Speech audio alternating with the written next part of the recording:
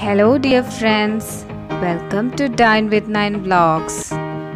ഇന്ന് ഇവിടുത്തെ ഗാർഡനിലെ garlic wine അല്ലെങ്കിൽ വെളുത്തുള്ളി ചെടി എന്നറിയപ്പെടുന്ന ചെടിയെക്കുറിച്ചാണ് കാണിക്കാൻ പോകുന്നത്. ഇതിൻ്റെ ഇല പൊട്ടിച്ച് സ്മെല്ല് ചെയ്യുമ്പോൾ എക്സാക്റ്റ് ഗാർലിക്കിൻ്റെ സ്മെല്ലാണ്. അതുകൊണ്ടാണ് ഇതിന് ഗാർലിക് വൈൻ എന്ന് പേര് വന്നത്. സർപ്പഗന്ധി എന്നും ചിലയിടത്ത് പറയണ കേട്ടിട്ടുണ്ട്.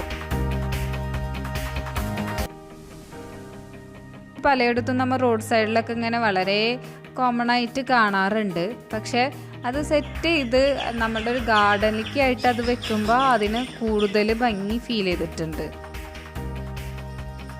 പൂക്കൾക്കാണെങ്കിൽ സ്റ്റാർട്ടിങ്ങിൽ ഒരു പേർപ്പിൾ കളറും പിന്നീട് ലാവൻഡർ ഷെയ്ഡിലേക്ക് മാറി അതിനുശേഷം വൈറ്റ് കളറിലേക്ക് എത്തിയിട്ടാണ് ഈ പൂവ് ഉണങ്ങിപ്പോവുക. അങ്ങനെ ഓരോ ദിവസവും ഡിഫറെൻറ്റ് കളർ ഷെയ്ഡ്സാണ് ഈ ഫ്ലവറിനുള്ളത്.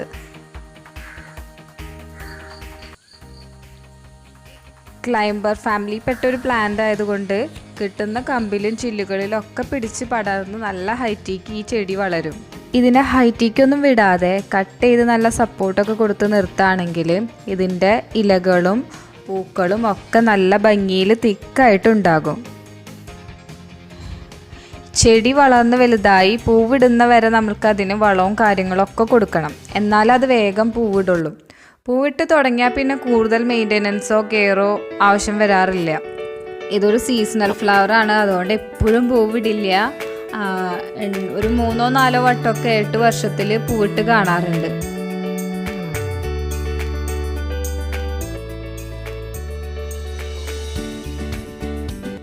ഞാൻ ആദ്യം പറഞ്ഞ പോലെ ചെടിയുടെ അടിഭാഗം ഇടയ്ക്കിടയ്ക്ക് വെട്ടിക്കൊടുത്ത് ആ ഭാഗം ക്ലിയർ ചെയ്തിട്ട് മുകൾ ഭാഗത്തെ കമ്പുകൾ മാത്രം നിർത്തിക്കൊണ്ട് ഇതിനെ വളർത്താണെങ്കിൽ നമ്മൾ ഈ ബൊഗെയിൻവില്ലൊക്കെ പലയിടത്തും സെറ്റ് ചെയ്ത് കണ്ടിട്ടില്ലേ, അതുപോലത്തെ ഭംഗിയിൽ തന്നെ ഇതിനെയും നമുക്ക് വളർത്താൻ പറ്റും.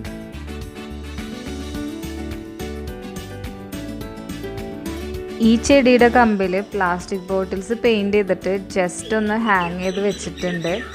കുട്ടികൾ വന്നിട്ട് ഇടയ്ക്കിടയ്ക്ക് ആട്ടിപ്പോവും. അവർക്കിതൊരു കളിയുടെ ഭാഗമാണ്. കണ്ടില്ലേ, ഇങ്ങനാട്ടും നല്ല രസമായിരിക്കും ഊഞ്ഞാലാടനോളെ, പക്ഷെ നല്ല ഭംഗിയായിരിക്കും.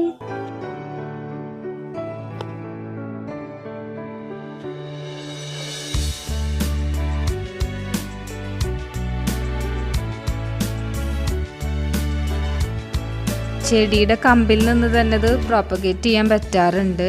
അത് കൂടാതെ ഇതിൻ്റെ വേരിൽ നിന്ന് തന്നെ കുഞ്ഞു കുഞ്ഞു തൈകളും മുളച്ച് കാണാറുണ്ട്. ഒരു ഗാർഡൻ സെറ്റ് ചെയ്യാൻ ആഗ്രഹിക്കുന്നവർക്ക് പറ്റിയൊരു ചെടിയാണിത്. ആവശ്യത്തിന് സൺലൈറ്റും വെള്ളവും മാത്രം ഇതിന് ആവശ്യമുള്ളൂ.